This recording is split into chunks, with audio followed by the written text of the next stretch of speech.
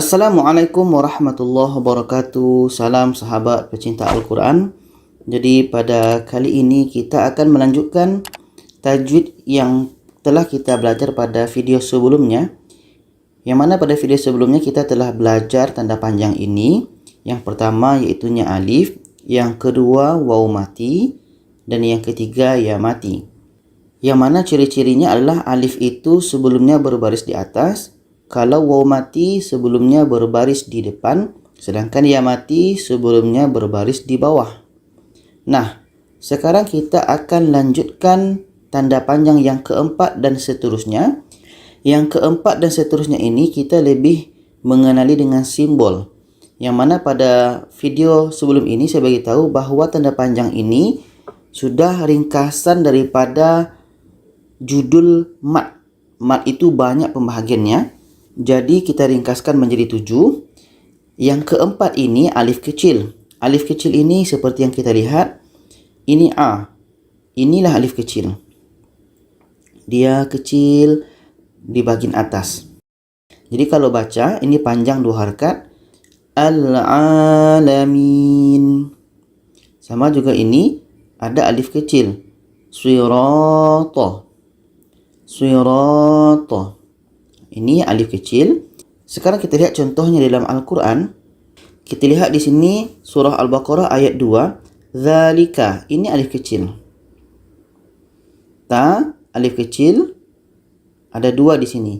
Jadi kalau kita baca Zalikal kitabu la raiba fih.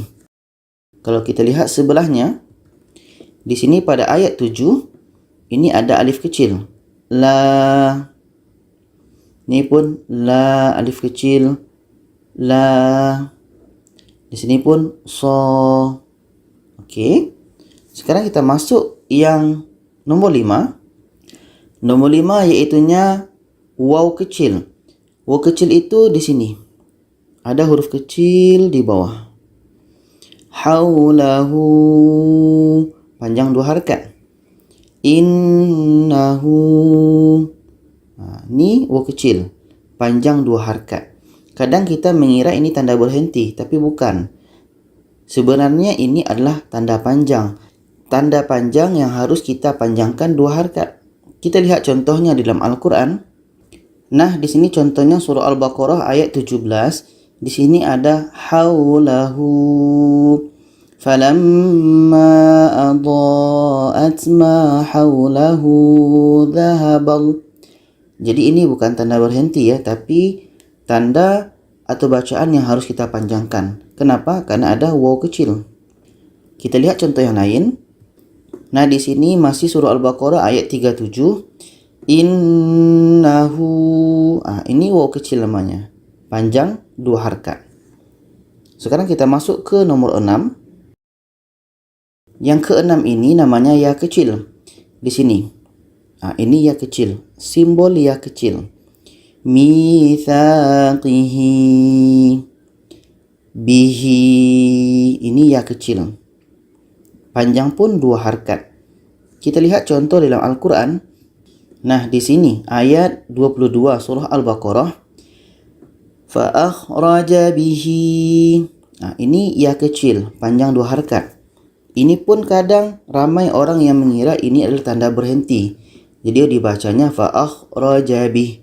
Setelah itu dia sambung. Itu salah ya. Karena ini adalah tanda huruf panjang. Mesti kita panjangkan. Di sini pun sama.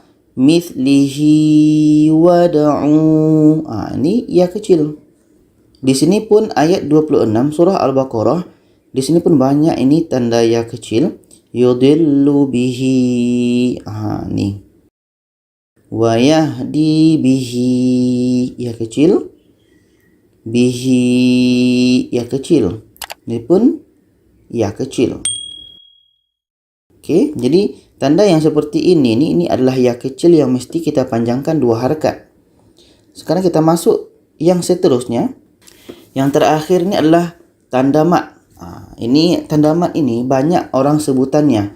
Ada yang dibilangnya gelombang, ada yang bilang tanda kail, ada yang bilang pakcik misai, atau di Indonesia disebut dengan pak kumis, macam-macam. Tapi disebabkan ini adalah salah satu tanda daripada mat, jadi kita sebut saja di sini tanda mat. Nah, ini dia. Ma, panjangnya 4 ke 6 harakat. Bima unzila, 4 ke 6 harakat. Kita lihat contohnya di sini. Ini nombor 7 ini kita sudah biasa sebenarnya. Jadi kalau kita lihat yang tanda macam ini, itu kita panjangkan 4 ke 6 harakat. Falamma adaat ma. Tanda mat ini pun sama.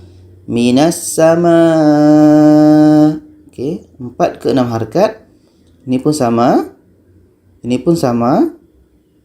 Ini pun tanda mat. Ini pun tanda mat. Ini pun tanda mat. Ya ayyuhan. Okey. Sekarang kita teruskan. Jadi, tanda panjang sudah selesai, kita ada 7. Ini adalah pengecualian. Okey. Pengecualian ini iaitunya lafaz Allah. Lafaz Allah atau lafaz jalalah. Setiap lafaz jalalah, bacaan la ni Allah la dibaca dengan panjang. Kita baca dengan 2 harakat ya.